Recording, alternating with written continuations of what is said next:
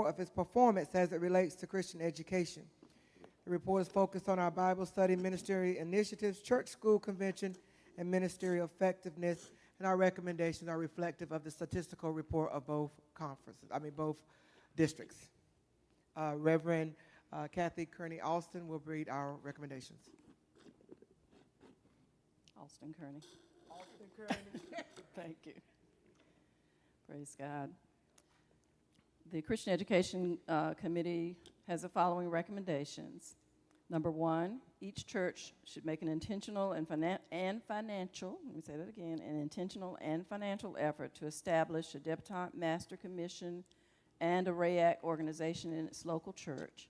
In the instances where there are no members within the age range for RYAK, the local church will seek to partner with other churches who have a RYAK, supporting and gleaning information in preparation for the future organization. Number two, each church will develop an organized curriculum for new members to educate them in the fundamentals of Christian discipleship and the functionality and role of African Methodism in the communities in which they serve. The church will set an appointed time on its calendar that is dedicated solely to equipping new members. Number three, each church will seek partnership in assisting scouting organizations in their community to develop scouting troops within the church body for the betterment of each youth. 4, each church will set an allocated budget for attendance to the yearly summer summit for advancement and learning of Christian education. And number 5, each church will make a sustainable effort to align with the Second Episcopal District's Reimagine initiative, becoming impactful, intergenerational, and intentional implementation of programming and activities. Those are our recommendations, Bishop. All right. What I want to do, I want to not say anything about the Christian Education Report until after we hear church growth and development. Who's the chair of church growth and development? Reverend Yarborough. All right, let's have that report. And y'all can have a seat right in there.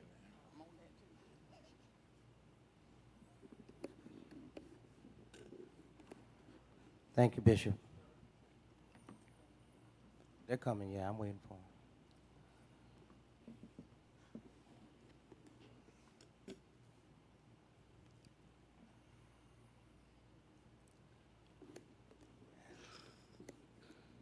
Amen.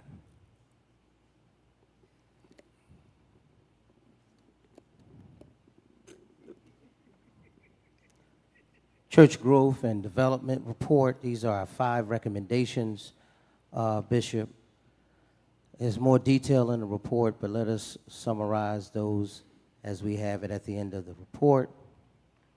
First recommendation was to fully integrate our membership to fellowship to stewardship, discipleship practices, purchase Dr. Lee P. Washington's membership to the discipleship training manual for instructing existing and new members quarterly, conduct a Love Them Back campaign of look, smile, touch, question, listen, talk, defer, feed, and simplify as provided by the Church Department of Growth, assign class leaders, spur a discipline to guide new congregants through their spiritual journey.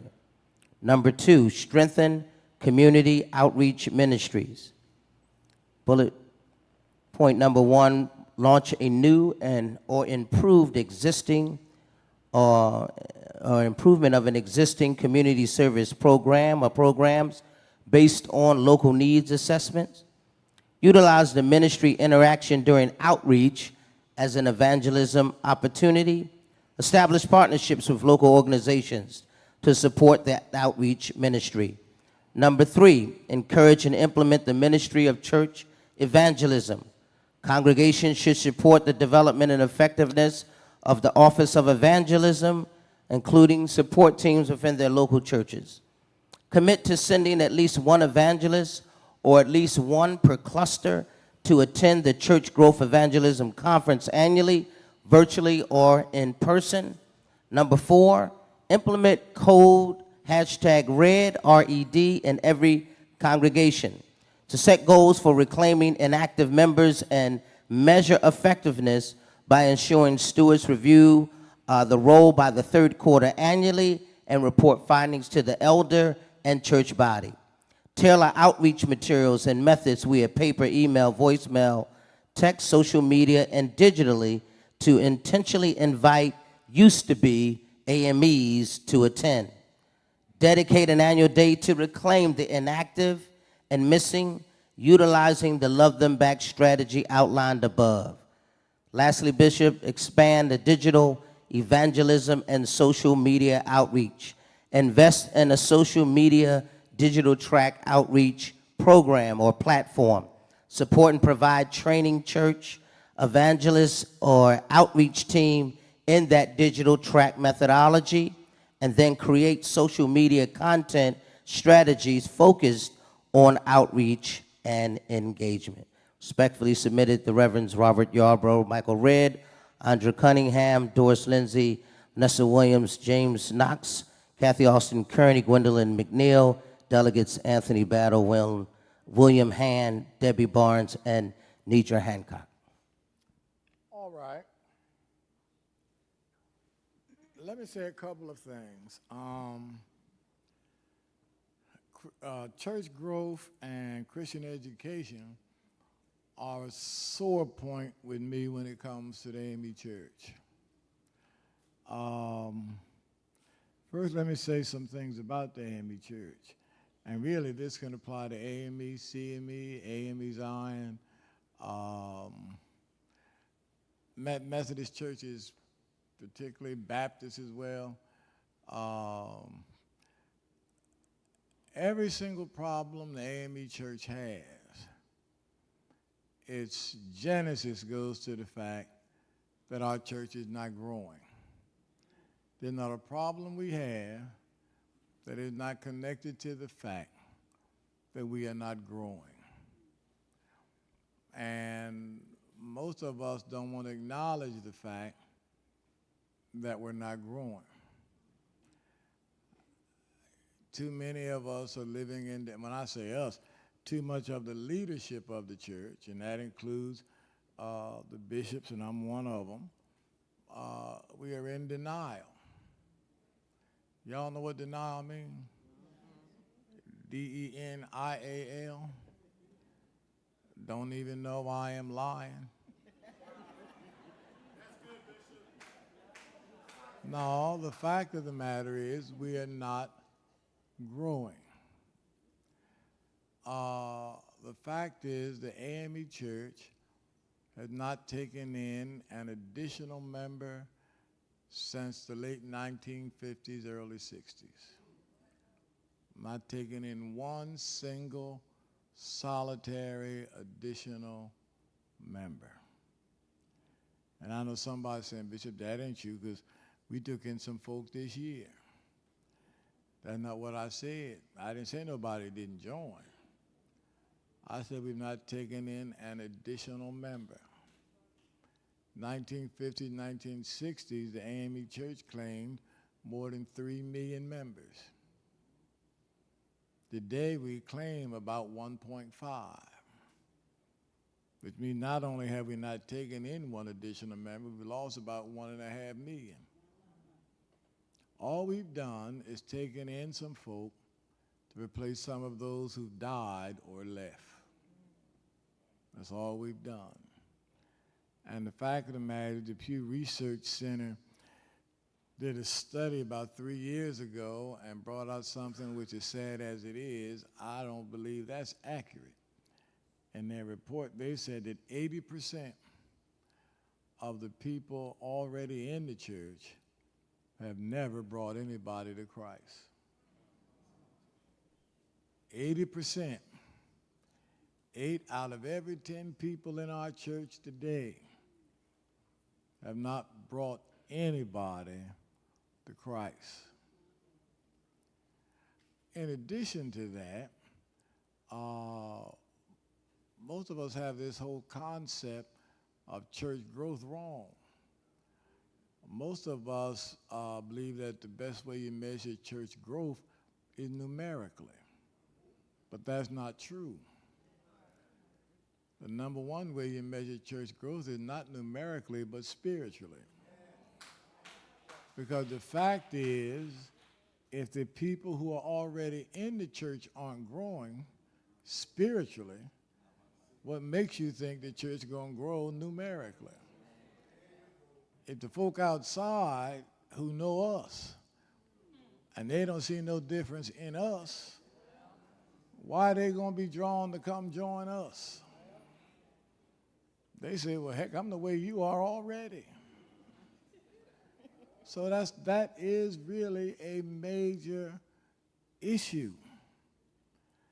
And the second thing is, a lot of our congregations aren't growing and maturing in Christ, put another way, becoming disciples, is because we're not helping them to grow. The black church has a 20% retention rate, which means for every 10 people who join, only 2 stay. And I'm not sure that's accurate.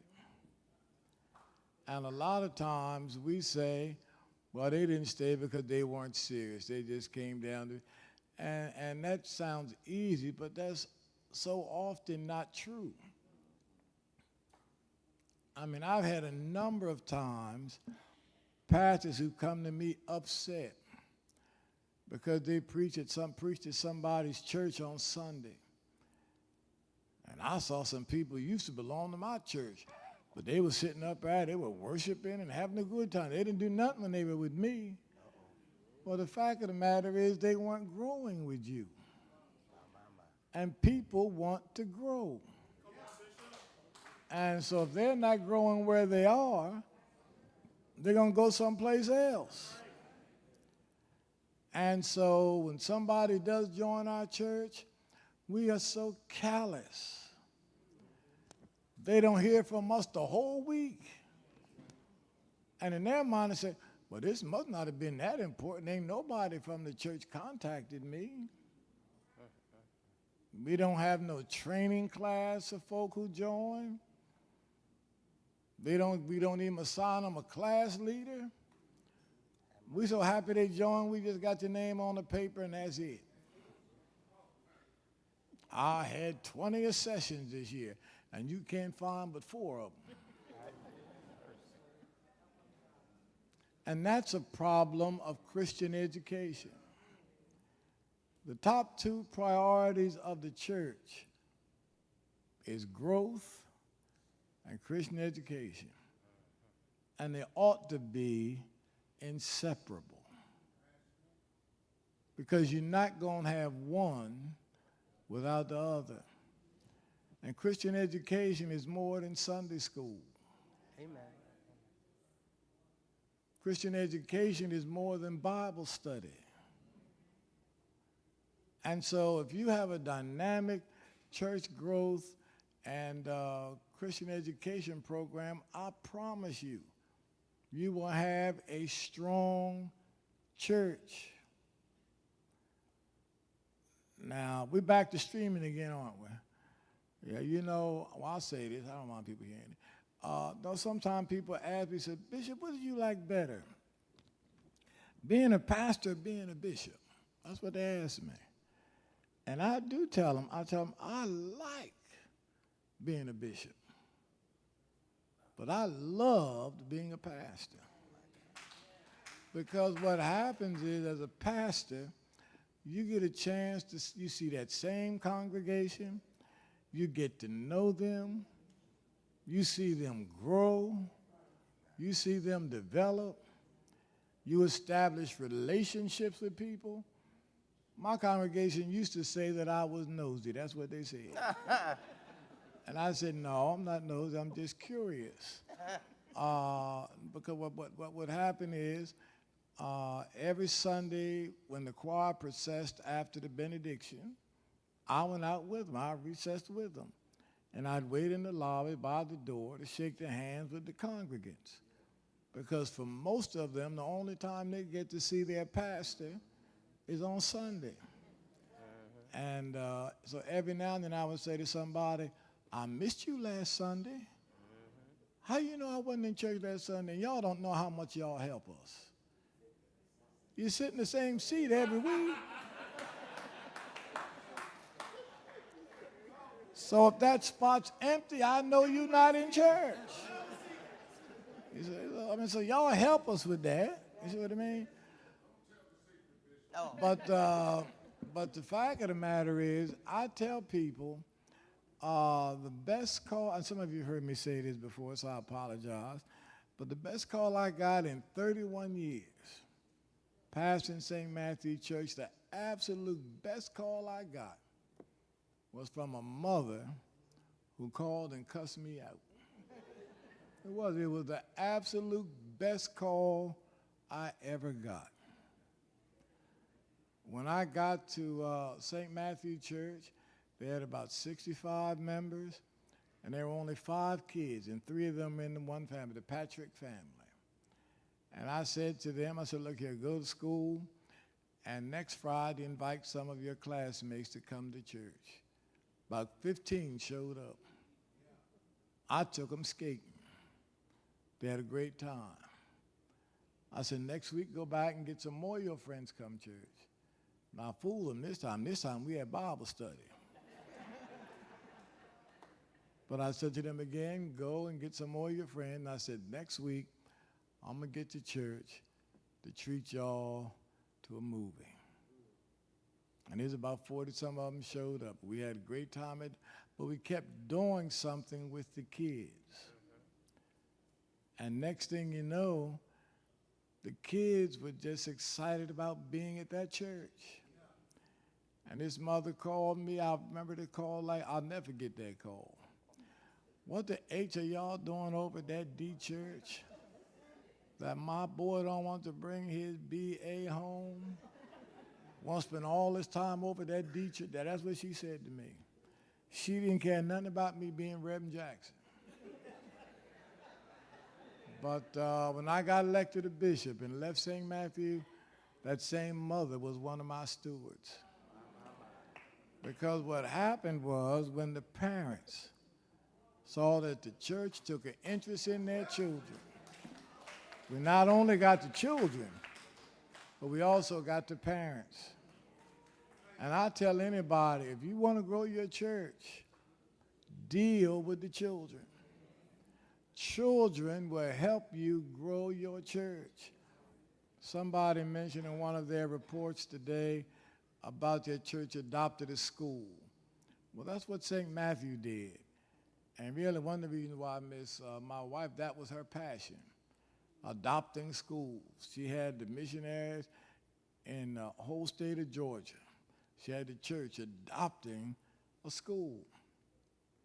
They took care of, most of them children of low-income parents. But that church bought them their backpacks, all their school needs. We provided an after-school tutorial program for the kids. Then on top of that, they had a program called Rites of Passage, where young boys learn how to grow into young men. Then they had a karate program. The kids learned karate, and it wasn't so much that they knew karate, but it was the fact that knowing karate gave them self-confidence. And so we had kids coming from everywhere joining that church, and to this day, I am still absolutely, utterly amazed that I spent 31 years at that church. I cannot believe it because the Saturday before my first Sunday, St. Matthew had a flea market. And I showed up because I wanted the church to see that their new pastor was supportive. And there was a lady named Dorothy Cato, I'll never forget. She saw me that Saturday, retired school teacher, and she said to me, Reverend, we are just so disappointed. You young enough to be our grandson. How are you going to lead us? And it'd have been nice if she stopped there. But there's the part she said that really did hurt me when she said it. She said, and we asked the bishop to send us a scholarly preacher, and he sent us you.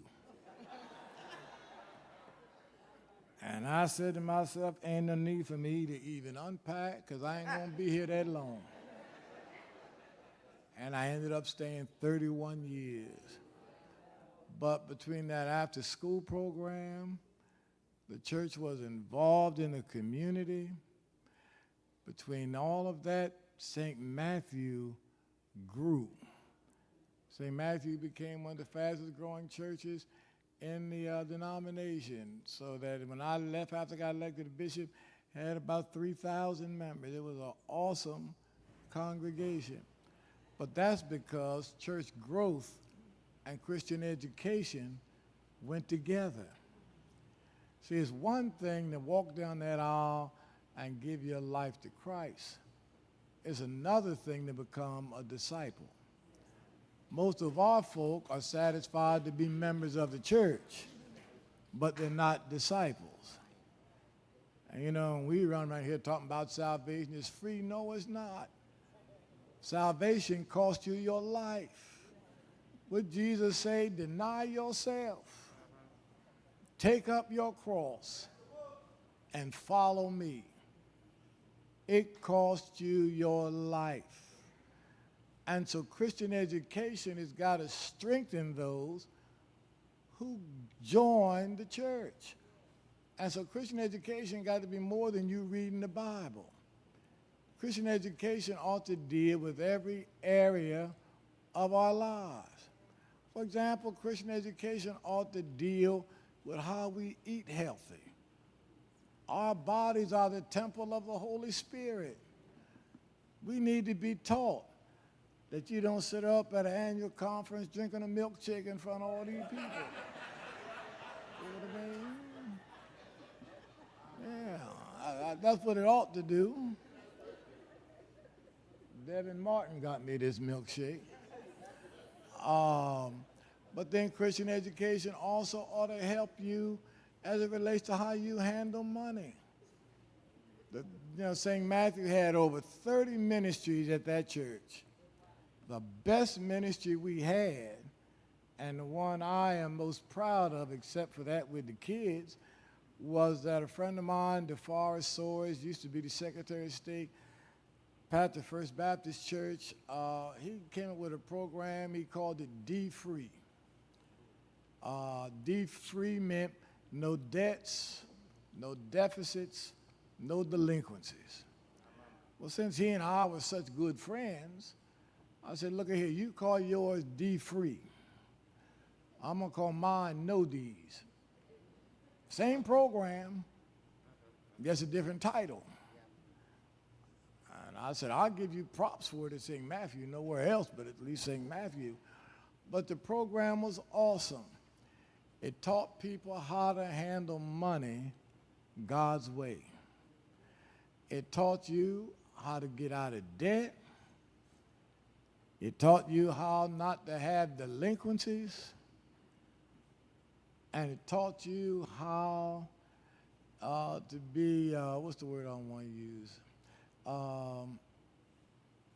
Debt, deficits, and delinquencies. And those are three things which black folk are horrible for. Number one, debt don't bother us.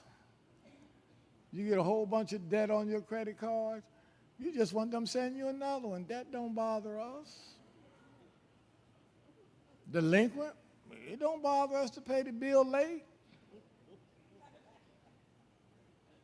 If it does, we keep on doing it. But that program, I saw it changed the life of so many people. People were getting their credit scores changed. People had money in savings. People's quality of life was improved because they learned it wasn't just about paying your tithe. It was handling money God's way. For example, most of y'all know my daughter. She thinks she's my mother. But one of the things, and I got such great joy out of telling her this, she wanted me to co-sign for her. You know what I did? I went right to the Bible and opened it up and showed her what it said in the Bible. Don't co-sign for nobody.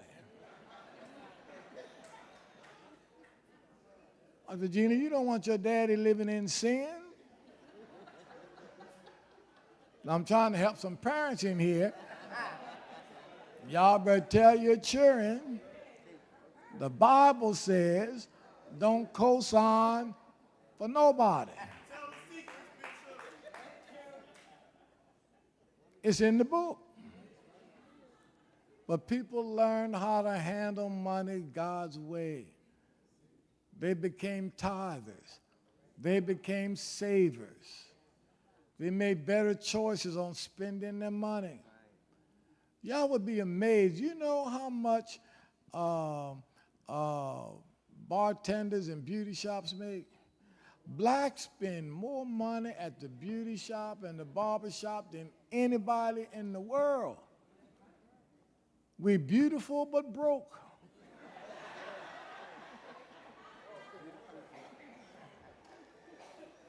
That's where we are.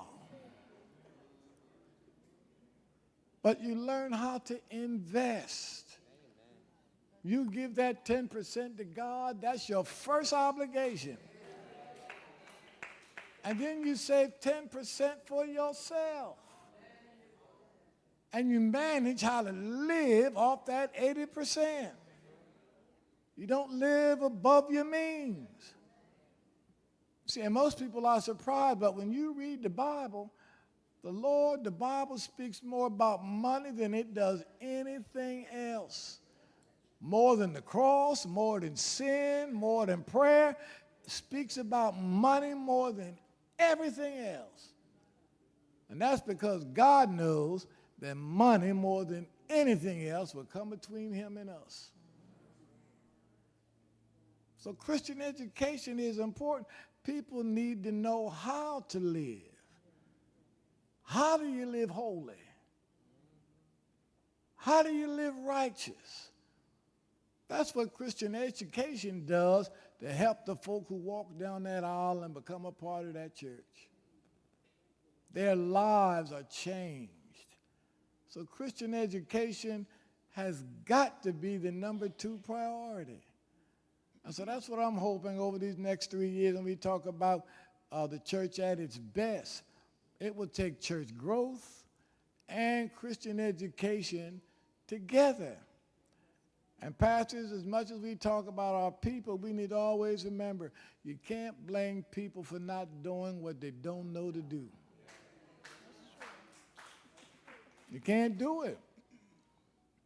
Every year I go to the Hampton Ministers Conference, going Monday after the first Sunday. And one year, a couple of us went to lunch after a session, and there was another AME there, and he said something got me so mad I wanted to, well, I just wanted to. He got up and said in the lunch, said, my members are stupid. They don't know nothing. That's what he said. And I mean, I wanted to grab him so bad. When I got him off by himself, I said, let me tell you something.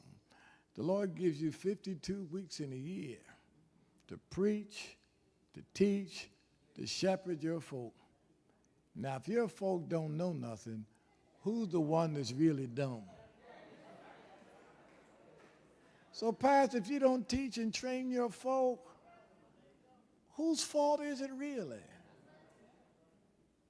So I want us to understand the next 3 years between church growth and Christian education, that's the only way we're going to be the church at its best. All right, so we got to grow the church, and we've got to help our people to become disciples of Christ. You see, all this time here, the AME church always asking for money. You see, and they keep asking for more. And that's not true because the fact the AME church budget has not increased in over 20 years. But here's the problem. Because the church is not growing. Today, a church that used to have 300 people got 50. The 50 people trying to pay what 300 used to pay. That's the problem.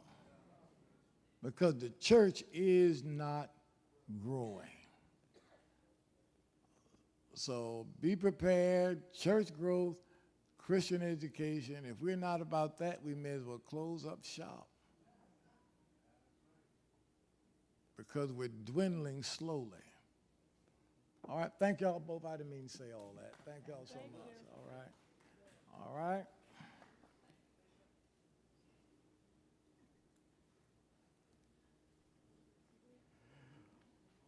All right, now, brothers and sisters,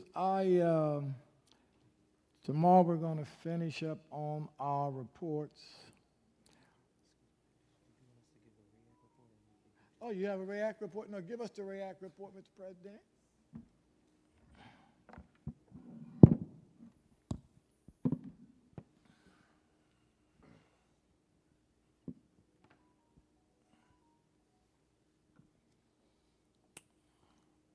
All right.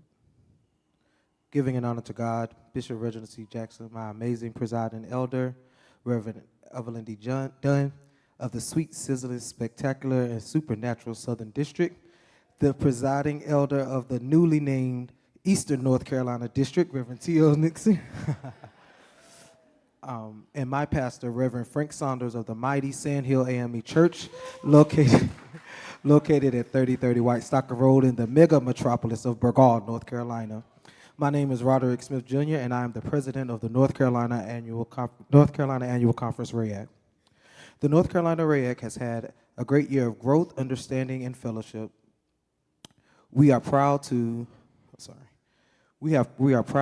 have had representation at all events both in the district and across the connection.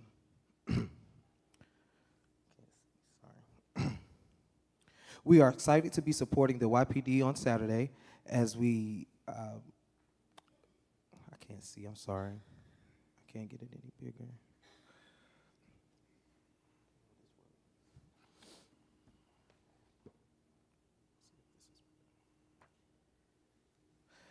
We are excited to be supporting the YPD on Saturday as we celebrate Annual Day. We are proud to be providing complimentary hot dogs and snacks to all who attend, so please make sure that you come out. We will also be having Bible trivia during the intermissions of each games with prizes. As we move forward with the next conference year, we are excited to serve and support the vision of the church at its best. Be on the lookout for local events and programs as we be on the lookout for, sorry guys, I just cannot see, I'm so sorry.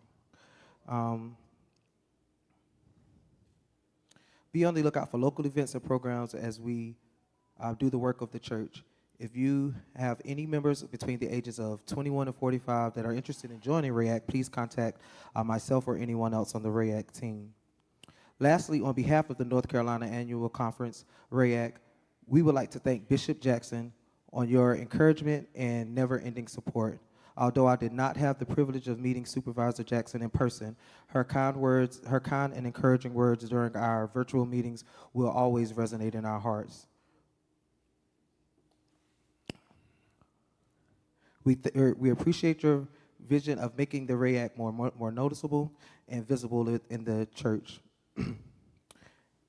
As we move forward to serving the conference and things like that, I really want to make a plea to the conference to please have your members, for all of you pastors, have your members that are between the ages of 21 to 45, please contact us so that we could be more active. And if you don't have my contact information, please contact the presiding elder and the newly Eastern District presiding elder as well, and we'll get that to you. But thank you for your support, and thank you for your support as well. You're certainly welcome. And let me encourage all of those who are within the ages of RYAK to please come and become a part of the active part in the church. You know, the AME church is not going to go anywhere unless we have young adults. And the fact of the matter is the average age of a black church today, the average age is 67. The average age of a black in the United States today is 31. In most of our congregations, we have very few people 31 and under.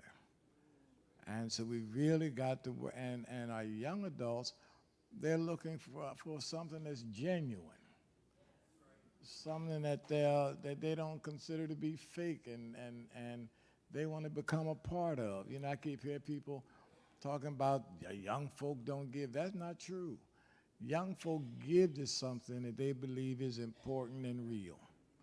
I know from my own experience, Pastor St. Matthew, whenever there was something that they really thought was genuine, they were extremely supportive financially. And secondly, we've got to stop treating our young adults like they're kids. You know, most of these young adults got jobs, got children. So you can't treat them like they little kids and tell them, no, you wait till it's your turn. No, y'all do what y'all got to do, all right? You know, years ago, Dr. William Watley, Matthew Watley's father, he and I were at an AME meeting, and Dr. Watley told me and said, Reg, you see all them old preachers? They wondering when they going to get out of the way. And I saw him a few weeks ago. I said, Bill, guess what? Now we the old preachers, they wondering when we're going to get out of the way. Yeah. That's what we are. You know, I retired this general conference. And so when folk come through here to campaign, I sitting back myself, they're trying to take my job. You say, but I'm going to enjoy my retirement. Thank you so much. Give them a hand. I want to take a few minutes. Usually before every conference, I at least meet with the ministers, but I didn't get a chance to meet with the ministers before this conference because I was at Bishop Callan Tyler Guidry's homegoing celebration. And so I'm going to say this to the ministers, but I'm going to say it to everybody because I may well just get it all out of my system. Let me say again, I am absolutely delighted and honored to be the bishop of the 2nd District. I want to thank y'all for inviting me to be a bishop, and I want you to know my intent is not to try to be the best bishop you've had. I just want you to know I'm going to do my best. That's all I commit to you. And I also want to give you the opportunity to get to know me and me to have opportunity to get to know you. I tell pastors all the time, you are not the pastor when you get that appointment in your hand. You're not the pastor till the people get to know you and are ready to follow you. And in order to do that, they need to know you. They don't need to know all your business. They just need to get to know what kind of person you are. And so where they at? Y'all see that fella? Where'd Devin Martin go to? Y'all see this stand up, Devin? See Devin, when the meeting's over, I'm sorry, Reverend Martin. He's saying, come on, Bishop, come on, Bishop. And I take my sweet, pretty time. Because y'all want to speak to the bishop. And he wants to get me out of here. And to be frank with you, I'm glad he's trying to get me out, but there's a part of me just wants to get to know you. So therefore, I fight myself and say, no, you're going to stay for a while, okay? Until y'all ask for money, all right? But let me just say a couple things to you because, I just want you to know what kind of bishop you have, all right? I am very, very serious about the church. And I worry about it a lot about the church because I think we're doing some things which are detrimental to us. And perhaps more than anything, I'm very concerned because of the fact we are not going after our young people like the folk back in the day did with us. I didn't like preachers when I was a little kid. Told y'all the other day, they come to the house and eat up all your food. But yet, looking back on it now, I just think that was part of the Lord's plan. You think you don't like them, but you're going to be one. See what I mean? I wanted to be a lawyer. I was going to be in a law office with a fireplace in my office and sitting behind a big desk in a recliner chair. Ain't nothing like that happened yet. But I absolutely love what I do. And so I take the position of a bishop as I did as a pastor. The bishop is supposed to be the chief pastor. And so as far as I'm concerned, every pastor in this district is one of my pastors. And I do have some expectations of my pastors. I mentioned earlier today, every Friday night when I give out appointments, I want to feel like I'm sending every congregation a good pastor. I really want to believe that. But it does bother me when I have grave concerns about some of the folk that I'm sending to churches. One of the reasons why I really think we need to change the Minister's Bill of Rights is because the Minister's Bill of Rights really promotes mediocrity. And I want to be able to send the best person I have to every church. I don't believe the Lord has big churches and little churches. The Lord has churches. And so I am trying to get to as many churches in the district as I can. And I want to make it clear the bishop does not have a fee where you got to give the bishop this certain amount and he ain't coming. There are a lot of churches that a bishop has never been to. And so I'm trying my best to be the first one to get to some of these churches. The other thing is I know some of the others ahead of me ain't coming back no how. So I'm going to try to get to as many of them as I can. And surprisingly enough, I'm spending a lot of time in North Carolina, which is amazing to me because I'm still mad with North Carolina. When I was in seminary, I was driving home to Delaware and some little place called Salisbury, North Carolina. A man stopped me, and I thought I got over on him. I said, officer, I'm a minister. I'm on my way to a great meeting in Delaware. He just looked at me and said, oh, I'm so happy to hear that. And then he said, let me give you something to take with you.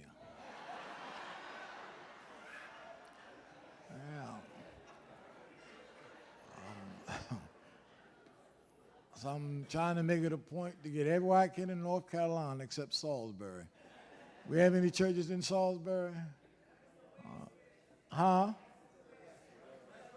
Oh, well, y'all tell them I ain't going to Salisbury. Whatever place else I'll try to get to. But anyway, I do want to get to know you and really want us to help our churches to grow. Now, let me say this about the bishop and the pastors. I am a firm believer in productivity. I'm a firm believer in productivity. And I believe ministry ought not be the only place where productivity doesn't matter. I think a pastor ought to produce. Pastor, you are the chief executive officer of that church. John Maxwell in his book says something that's going to be eternally true. And that is that everything rises or falls on leadership. So what happens with the 2nd District will be because of my leadership. What happens at the church you are assigned to is because of your leadership. Whatever component you're the head of, how that component goes is because of your leadership. Leadership matters. And leaders, please don't be like a preacher running down the street trying to catch up with the crowd. And I'm going to say, Reverend, why are you running? I'm trying to catch up with the people I'm supposed to be leading. Leader has got to lead. And so leader ought to have a vision for that organization or for that church. My vision for the 2nd District is to be the church at its best. That's the vision the Lord gave me for this district, and that's the vision I'm hoping that you will engage and seek to be a part of. Let me also say I am the easiest person to get along with. But let me also say this, all of us have our faults. So let me tell you what I think my biggest fault is. And I mean this genuinely. This is my biggest fault. Good, even Shondell stopped to look. Oh, gracious. No, this is my biggest fault. I will take an awful lot, which I shouldn't do. I will take an awful lot. But here's my problem. When I've had enough, I've had enough. And it's going to take the Lord himself to stop me from doing what I'm going to do. And so my word to you is, please, do not mistake my kindness for weakness.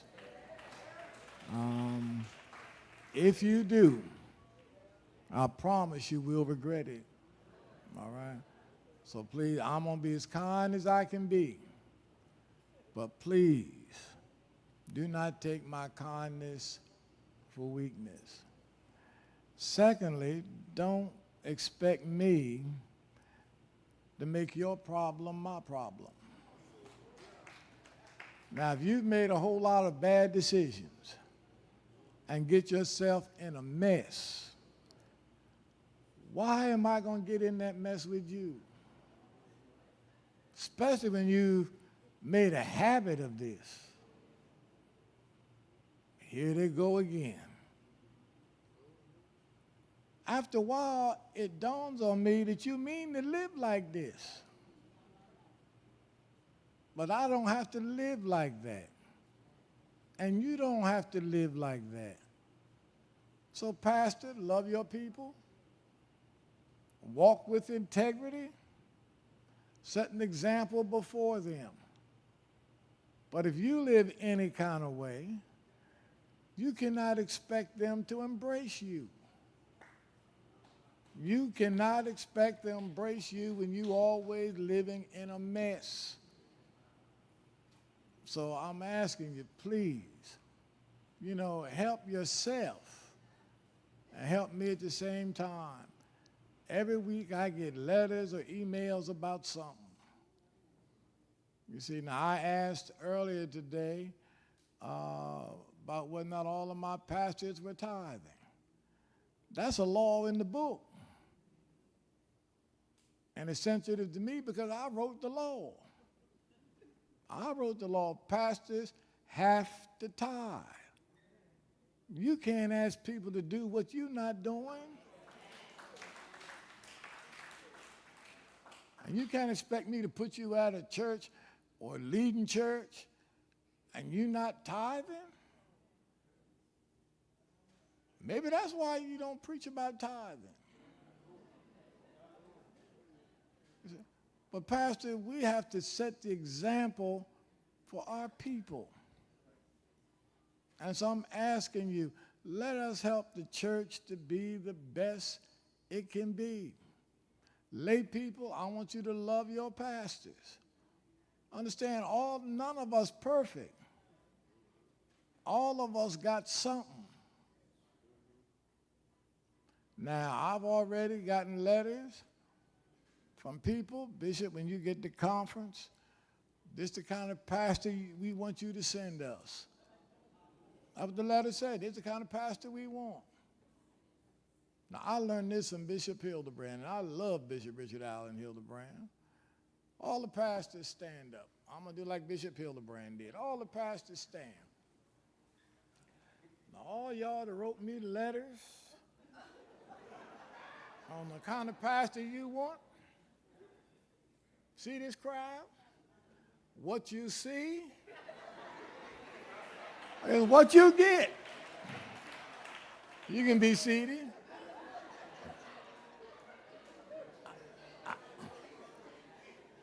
I can't send you what I don't have.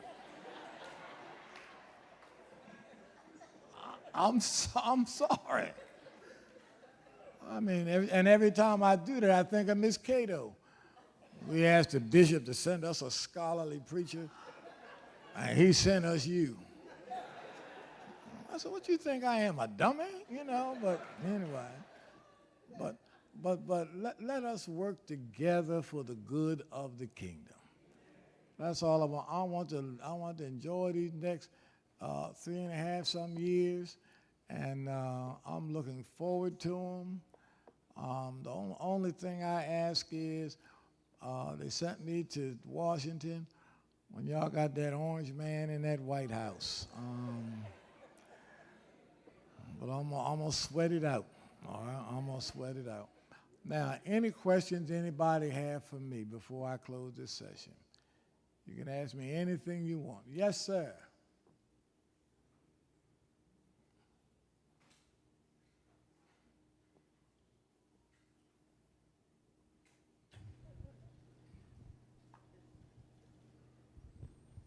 Thank you, Bishop. How you doing? All right, Reverend Sibley. I'm just curious because we're about to break. What type of milkshake are you drinking? What flavor is that? Is that the banana or the? Pineapple and banana. Okay, because I know they have a banana pudding one too, and that's pretty good. So I You just trying wanted to to know. It say looked good. I was. Are you trying to say I'm going bananas? No, not at all. All right, all right. But I'm glad to be a part of the administration, sir. So Thank you. nice to meet you. Yes. Thank you. Any questions? Yes.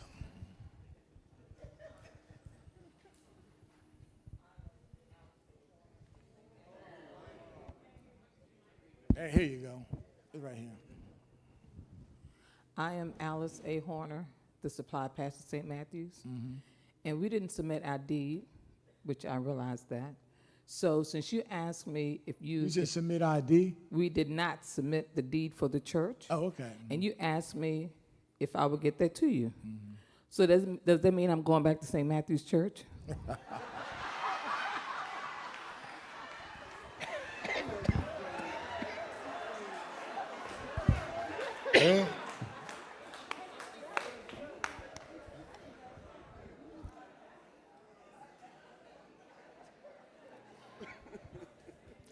Bishop, No, that's a good question. No, and I love you for that. I love it. The reason I did say that, one, and it's a good question because I should say this, that's not just responsibility of the pastor, but the pastor, the leader there, but really the trustees of the church ought to be able to handle that. Another thing, I made it around the planning meeting just in case. Okay, but no, you safe. Somebody else had a question? Bishop, Yes. you talked about the Orange Man.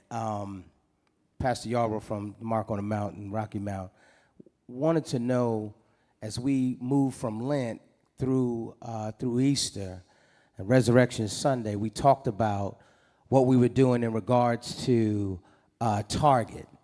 I just got a blast from the stock market saying They that lost a lot of money. 40%, That's 40% correct. drop in their stock. That is 40% drop.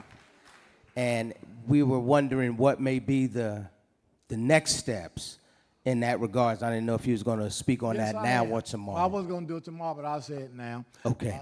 Some of us have talked, and we're going to continue that with Target until, in fact, Target changes its policy. And so if Target goes down, Target has to go down. But also, we're mapping a strategy to deal with other parts of corporate America. People blacks would be surprised if they know how much impact they have in terms of the economy. Blacks in the United States, if we were a nation, we would rank within the top 10 countries in the world in gross national product. We have a lot of weight. In fact, most people don't know that blacks are the nation's #1 consumer. And sometimes you need to look around your neighborhood. In the black neighborhood, you see all kinds of advertising. You see the advertising with the buff brother and the gorgeous lady smoking cigar like it's so glamorous. You don't see that in white neighborhoods. You see, in black neighborhoods, you see every fast food restaurant you can find, knowing that's bad for your health. You don't see McDonald's and all them in downtown major cities, but that's because they know blacks are the world's #1 consumers. So those are the things that we're trying to put a strategy together to deal with. I had a conversation with the president of Coca-Cola in Atlanta because we had a big, I don't want to say blow up, but we had a big thing after the 2020 election, and they were trying to change some laws in Georgia, and Coca-Cola and Delta both stayed silent on it. And we were getting ready to have a boycott in Georgia with Coca-Cola and Delta, and Atlanta is the home base of both Coca-Cola and Delta. And so finally we got them to get up and and change their course. So nothing changes without pressure. And so blacks have got to learn how to apply pressure and how to use pressure. So that's where we are. So I will talk about it again some tomorrow. Any other questions? Yes, Bishop, I have one. All right.